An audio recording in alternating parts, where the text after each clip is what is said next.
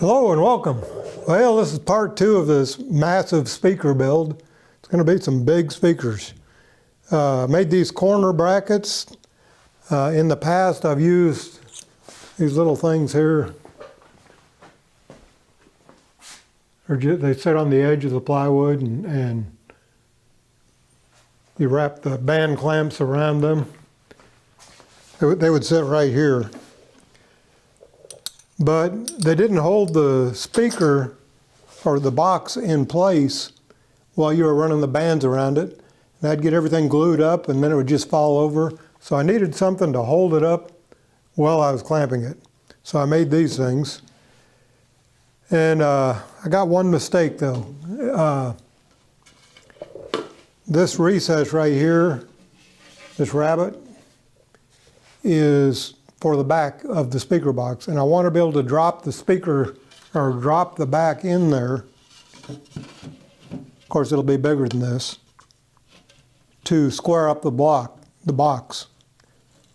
I'm going to rough cut this speaker back to size and then trim it to an exact fit after I get the box assembled and clamped to make sure it's square.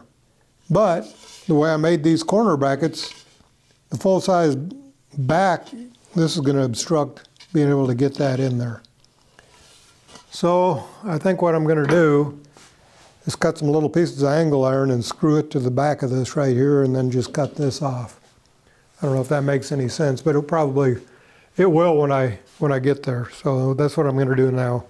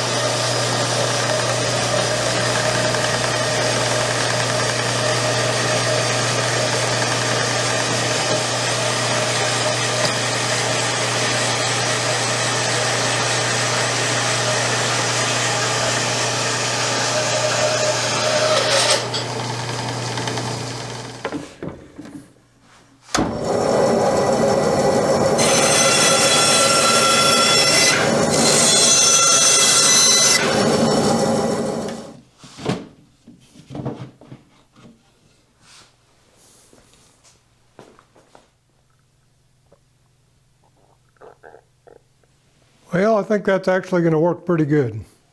We'll see.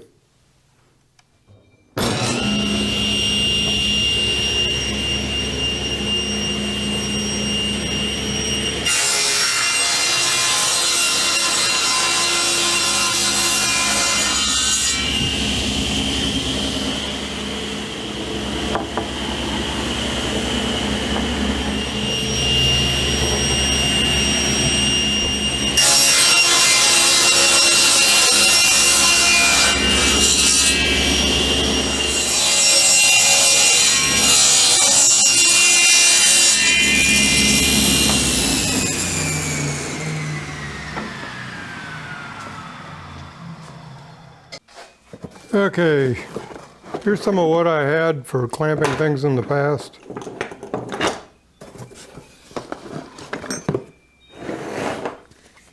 This one here is worthless, mainly because this clamp won't hold. Made out of plastic. Good concept. But you can't get the box clamp tight. Then I got these things. I showed you those before. They just sit on the corner like that. Of course, the drawback to that is you can't put it in the middle of the box. You got to put it on each top corner and bottom corner of the box. Here's some of the confusing mess I got here. This works kind of like a tie-down clamp. And it actually works pretty good. But I'm going to try an actual tie-down clamp this time.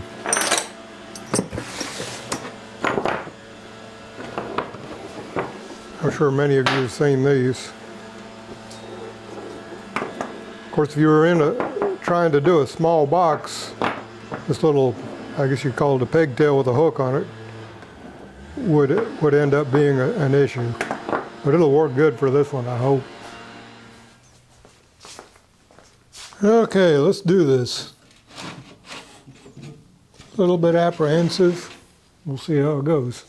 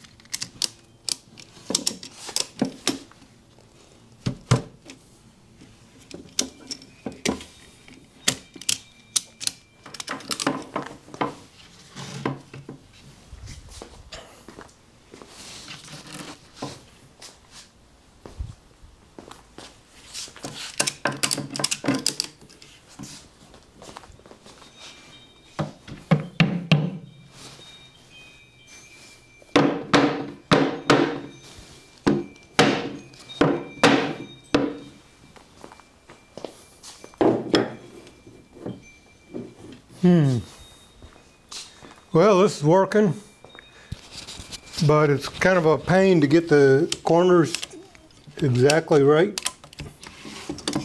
I was a little bit worried about that. I didn't know how it would work, but that is one drawback to this.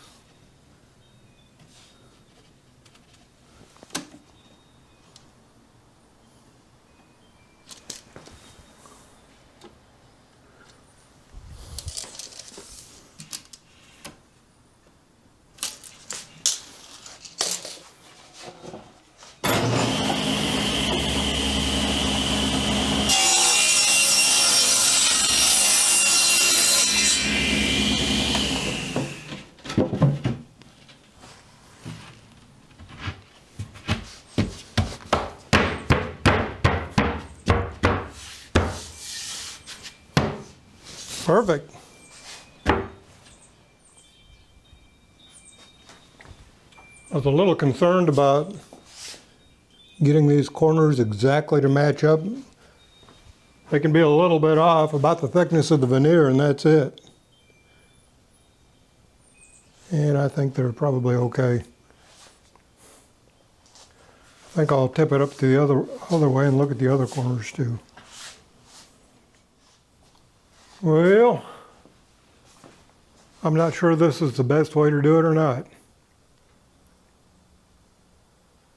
When you have the little corner pieces wrapping the corner, these bands push the tips of each miter so they align perfectly.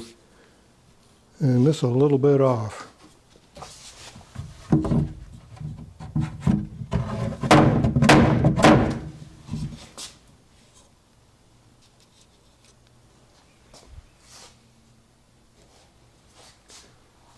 Well, it is what it is. I think it'll be okay. It's a little bit off, but I think it'll be okay.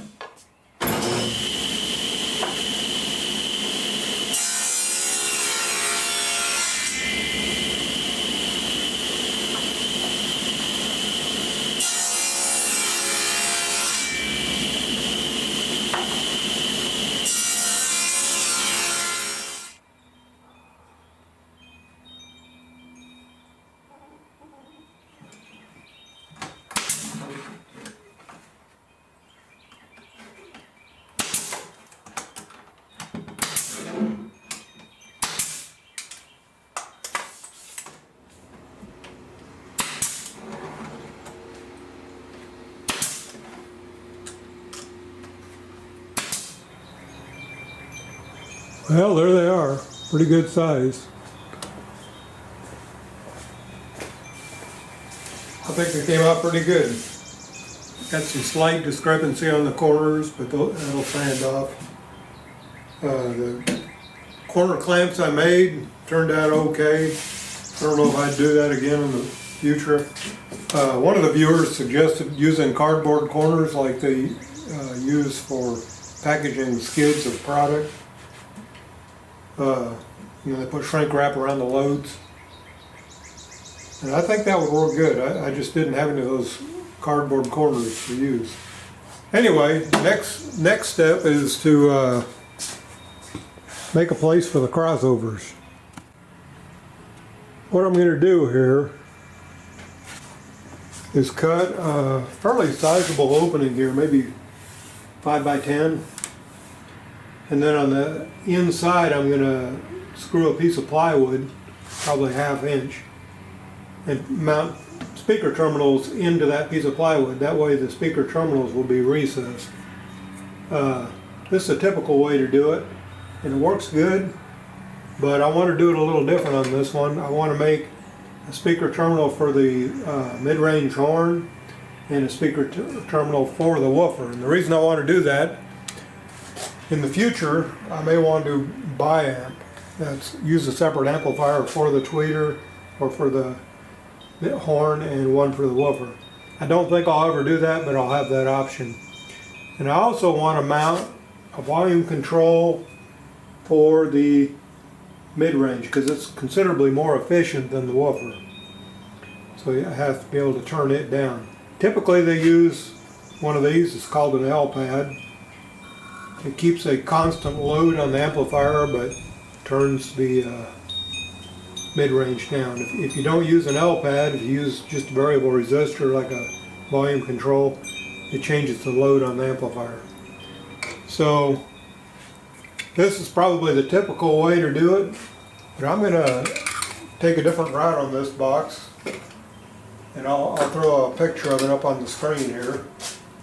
It's an impedance matching transformer. Typically they're used for multiple speakers in different rooms to maintain the same load on the amplifier. But in this case I got one for each speaker, and it has I think 12 click stops for different volume levels. Some say they sound better, some say they don't. But these L-pads, I've used them in the past, and they're wire wound resistors, but they go bad and they get noisy, and I think they could possibly affect the clarity of the sound when they're going bad, so I'm going to avoid that.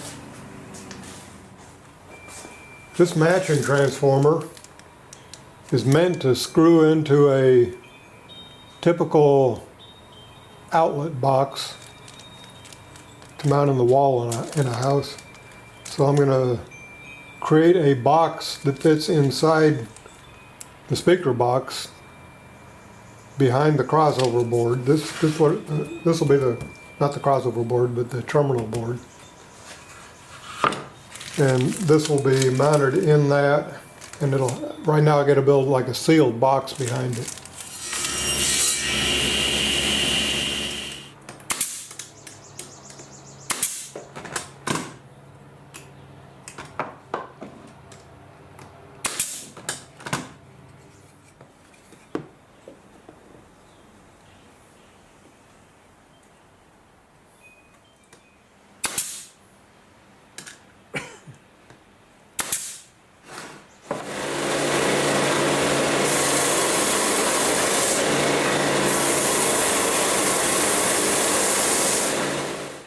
Well, I don't know how this is going to work, but I need to cut a hole here for that impedance matching transformer to fit into. The drill price is $5,600, and most routers are 20,000 RPM.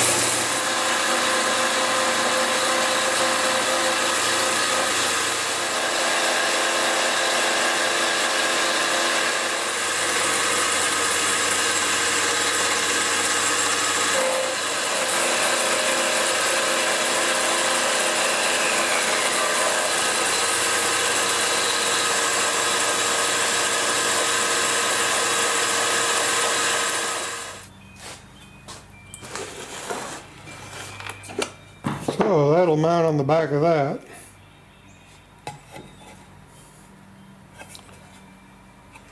Then the matching transformer will fit in there, and that will fit over that. I like it.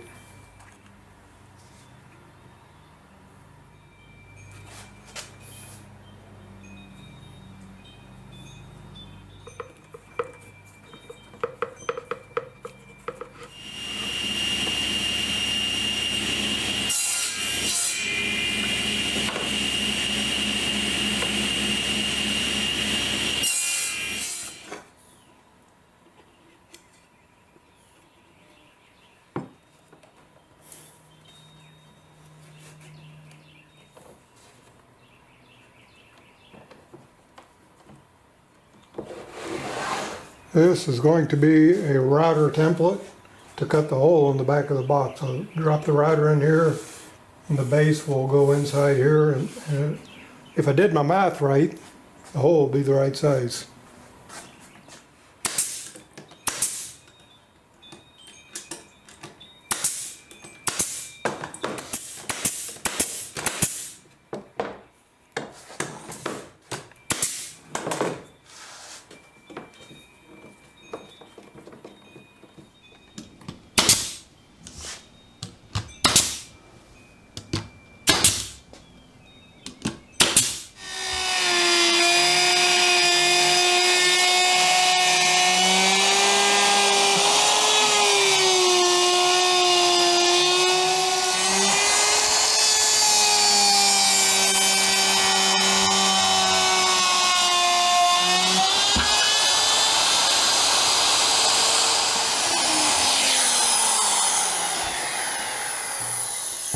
Yeah, that looks good. Second verse, same as the first.